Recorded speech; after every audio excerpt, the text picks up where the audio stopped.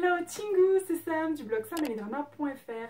Aujourd'hui je vais vous parler d'un film coréen. Alors ça fait plusieurs mois que j'ai pas vu de film asiatique, je sais pas trop pourquoi, surtout que je me suis promis de regarder au moins 4 films par mois, un par semaine, parce que c'est pas un grand engagement de temps. Et j'ai vraiment envie de découvrir un peu plus du cinéma asiatique.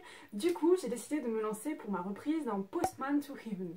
C'est un drama. C'est un film coréen de 2009 qui est d'ailleurs très connu et que j'avais toujours pas regardé, je sais pas trop pourquoi, pourtant il y a une actrice que j'aime énormément dedans.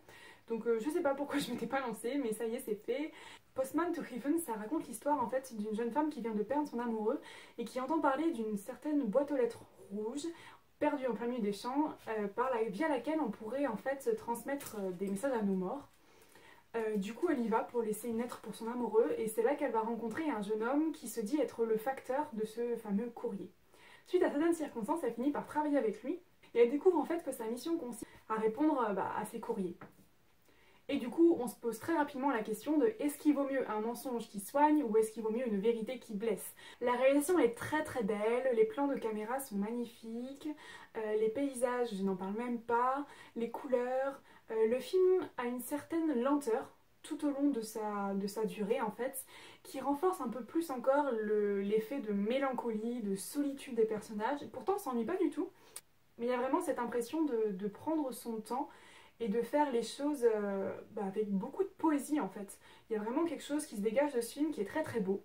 Il nous pose pas mal de questions sur nous-mêmes également, comme la relation qu'on entretient avec nos morts.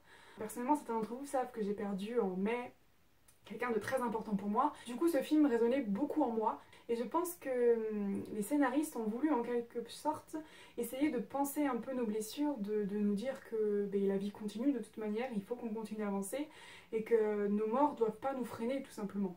Malheureusement, parce qu'il faut toujours un mais, je trouve que le film manque un petit peu de profondeur, dans le sens où avec 1h30 de format, on ne peut pas aller au bout des choses, on est obligé de rester en surface, et c'est vrai que ça m'a beaucoup manqué, j'avais envie d'en savoir un peu plus. Je sais pas du tout s'il y a une adaptation en drama de prévu, mais je pense que ça pourrait être sympa, parce que c'est une histoire qui a énormément de potentiel et qui aurait mérité d'être un petit peu plus développée. Ensuite, la romance pour moi est partie un petit peu vite, j'avoue, quand le héros lui dit « j'ai envie de t'embrasser », je me suis dit « quoi? Ah bon? Pourquoi ?» Enfin, j'étais là, mais qu'est-ce qui se passe? Donc ouais, c'était un petit peu vite. Je pense que là encore, c'est à cause justement de cette durée, parce que 1h30 c'est vraiment peu, même pour un film.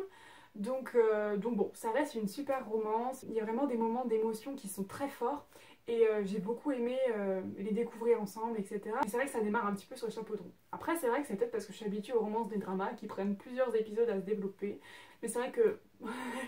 Donc voilà, je voudrais conclure en disant que le film a une cinétique très poétique, que c'est très beau autant dans les dialogues que dans les images. C'est aussi très sincère, j'ai trouvé qu'ils avaient eu cette démarche d'essayer de nous toucher. Donc c'est un très beau film, plein d'émotions, je vous le conseille. Je lui ai mis 8 sur 10 ou 8,5 sur 10, je sais plus. Donc voilà, n'hésitez pas à me dire en commentaire si vous avez regardé le film, si vous l'avez aimé, pas aimé, pourquoi. Et je vous dis à très vite pour une prochaine vidéo. Bye bye!